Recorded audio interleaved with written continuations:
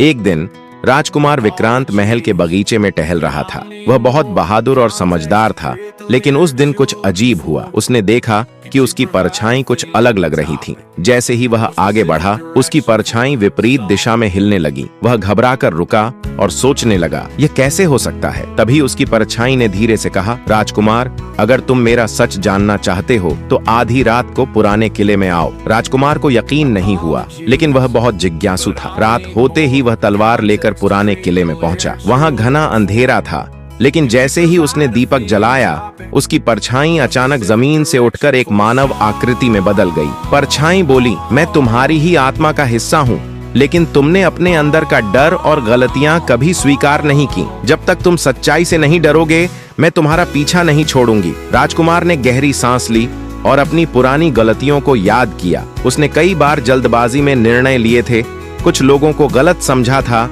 और कभी-कभी अपने गुस्से पर काबू नहीं रखा था। उसने परछाई से कहा, मैं अब अपने डर और गलतियों को स्वीकार करता हूँ और उन्हें सुधारने का प्रयास करूंगा। जैसे ही उसने यह कहा, उसकी परछाई सामान्य हो गई और फिर से जमीन पर आ गई। सीख, अपने डर और गलतियों को स्वीकार करने से ही इंसान सच्चा और बहादुर बनता है।